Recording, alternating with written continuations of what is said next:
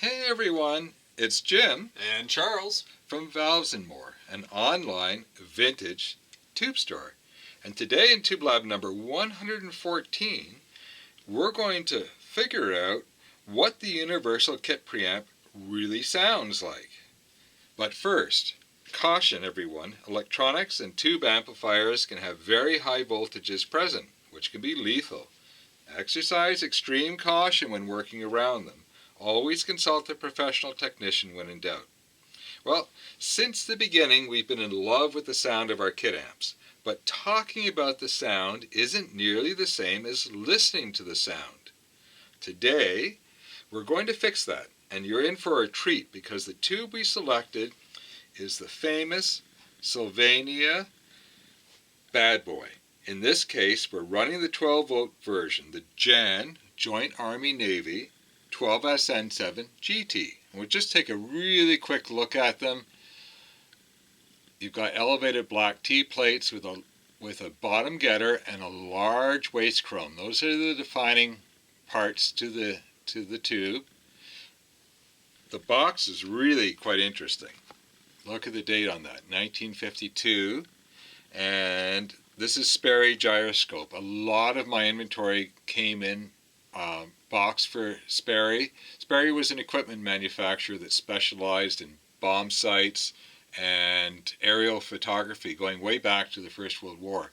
So they wanted the best of the best tubes. And of course, you'll see actually, I think we've got some tongues that we're going to take a look at later on. Okay, but how did we accomplish this? Well, I've always wanted a Zoom to record live events, and the Zoom H5 can handle the RCA line-out from the universal kit preamp with the volume set fairly low. And what's even better is we've recorded the first test track in 2496, so high-res PCM. Now, on YouTube, we are limited to MP3, which isn't exactly that exciting, but it will give you at least an idea of what the sound is like. But Charles has loaded the same recording into the Universal Preamp store listing. So feel free to go and listen to it there in full resolution. Now, for copyright reasons, we've only put up a segment of the song. But on YouTube, the owners of the music allow us to use it, but we also give them the right to make revenue off of our non-monetized video, which is fair, though you may have to watch a couple of commercials as a result. Test track number 1 by the amazing Ukrainian progressive folk quartet Daka Braka off their latest album, Alambari, I think. If you're Ukrainian, forgive these pronunciations. And the song is called Dostochka. Dostochka. Yeah. And it means in English, enough. The source is our Astle and Kern Con Cube, which is our digital music player, but it's a really high quality one. The preamp is, of course, our Universal 6er 12SN7 kit preamp. The recording device is our Zoom H5 set at PCM 2496. Okay, without further ado, here is Dostochka.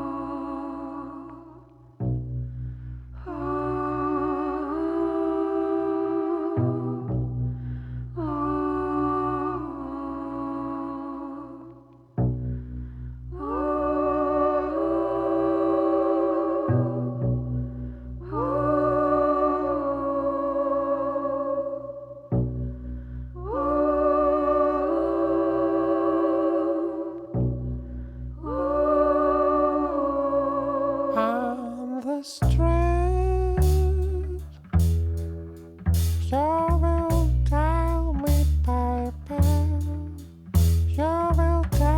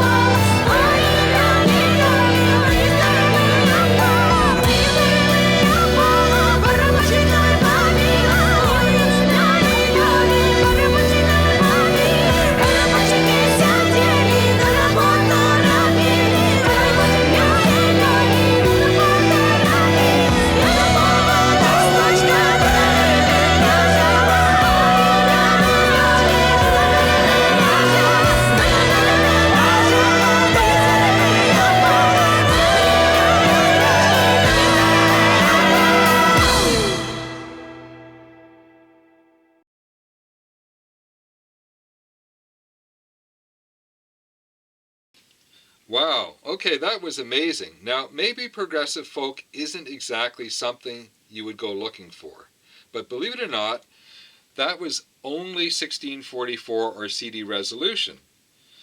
But, and this is the big but, it wasn't heavily compressed, so the music is very dynamic. In fact, not only are the musicians brilliant with a fresh, original sound, but everyone involved in this recording did an amazing job.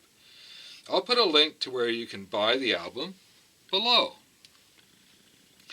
Now, the Bad Boys are famous for bass reproduction. They're also really good at doing basically everything. But in this track, you can really hear how well they reproduce the low end or the bass notes. Unfortunately, you can't use them in modern equipment. They tend to get noisy, and after that, they're garbage. But in the universal preamp, they're perfectly safe because we designed that preamp to play any 6SN7 ever made, including the lower spec first gen GTs. Yeah, the GTs. Well, what were your thoughts, Charles? Okay, well, first of all, I did not believe Dad whenever he told me that that was a CD quality recording because it just sounded so good, and I think that really puts the emphasis on how compression before it even gets put into a format really matters. Everything matters, of course. I mean, it's clear from listening to the detail level that the studio that did the recording had excellent equipment. In fact, there's quite a nice bit of air in the studio, so I think they either have superb reverb, maybe a real echo chamber, or maybe it was recorded in a performing hall. Well, I think they had some sort of great soundstage that they were recording it on. Yeah. But the vocals were fantastic in it. The dynamic range was great, and the bass just was wow. The bass sounds amazing on this, especially through these Bad Boys. Yeah, absolutely. That's a real treat. Whenever we're working together, we normally do a lunchtime concert, and this album has been on constant rotation all week. So, well, I think we're getting a little tired of it, so it might be time for something completely different. But it is nice to share with you guys, too. Okay, so what's happening over at Melotone Kits? Well, lots, but the highlight is that in less than 2 weeks, we sold out of the GU50 kit monoblocks for test builders. And then I thought, well, we have enough transformers for 3 more kits. So if you were thinking about joining a unique experience, let me know, and we'll see if you're a good fit to be a test builder. It's going to take us a few days. The only part we're missing are the top plates. So we're going to have to manufacture 3 top plates. And we've actually sold one of the 3 kits went out of the store before we even announced they were available. So there's 2 left, actually. So a pair. And what came in this week? Well, Charles, why don't you show everybody? I'm going to clear the decks for you here. All right, so we've got some interesting stuff that came in here. First of all, because we were just talking about great vintage 12SN7 GTs, we've got another one of the really nice ones here. Look at that great box. And you can see we've got a tongue saw. This is another one from the Sperry Gyroscope Company. Let's take a look at this tube here. And you've seen this one before on camera, but this is another tongue saw mouse ear. Hard to miss them. They're pretty distinctive looking. And look at this beautiful new old stock tube. These things sound amazing. And maybe we're going to have a recording of this one before long. Yeah, I was going to jump in and say, I think that might be next up. Yeah. With a different track, I think. But anyway. Try finding these as new old stock 6SN7s. It's incredibly difficult, trust us. But the 12-volt version is still reasonably available. And, they're not free, but you can find them. And they're reasonably affordable. Next, we got a bit of a bigger box here. Take a look at this big guy right here. And what do we have? Well, this looks like Cyrillic characters. We've got a 5, and this bit of a weird U here is usually translated as a C in English. 3C, which is translated as an S, I believe. Yep, that's it. So this would be the 53CS. 5C3S. It's easy to get mixed up. And what's actually in here is the Svetlana equivalent of the 5U4G rectifier. And these are just beautiful tubes. And look at these boxes too. The quality of this cardboard, it's extremely thick, durable. They've stapled it together instead of glued it. It's just incredible. And so is the tube that's inside of it. How is that for a beautiful 5U4 rectifier? We've got these tall gray plates, that nice Svetlana logo, and this huge guttering along the bottom. This just a huge amount of chrome down here.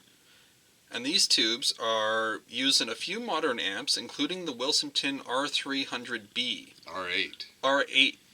Is it the R8 300? Oh no, I got it wrong. Yeah, R300B I think is what it is. Sorry about that. And I believe it takes 2 of these. I had R8 on the brain because we sell more sets for Wilsonton R8 owners than any other tube we sell, I think. And we have an R8 as well. And we have an R8. So there's a beautiful rectifier, and we just got a whole bunch of these in. Yeah, it's not a full case, but I think we got in about half a case, so they're all the same date code. Yep, 1979. All right. What else did we get in? Well, there's one beautiful vintage tube. Let's take a look at another one. And this is something that we don't see very often ourselves. Well, first of all, it's a Mullard box, so you know there's something good inside of it. What do we have on the end here? Not only is it a Mullard box, but it's an original Mullard box. It's an original Mullard box, and those are the numbers and letters that we like to see. EL34 6CA7. Let's get this open without damaging it now. And here is a beautiful new old stock Mullard EL34 XF2. It's incredibly rare to find them in the original box, not a rebranded one, with the label still intact as new old stock. And luckily we have, I would say about a third of the XF2s we have in stock are new old stock, new in the box, which we abbreviate to NOS, NIB. So we have lots of quads available in the store. Well, maybe not lots, but we have some available in the store. And these are basically what we think is probably the best sounding EL34 that you can buy. Yeah, there are a few earlier production Phillips tubes that had metal bases, But these are expensive. Those you need to bring a truck to the bank. So this is really the practical limit for most people. Yeah, and we've talked at length about how good these XF2s sound before, so we're not going to go too much into it now. But this is a really rare find, and it's nice to show it off on camera. Yeah. All Okay. right. Well, Okay. if you've stayed to the very end, here's some discount codes to help you out. And remember, we've got flat rate shipping of $20 around the world. And if your order is $150 or more after discount, the shipping's on us, folks. Stay safe, everyone. Have fun. This is Jim. And Charles. Signing off. Cheers, everyone.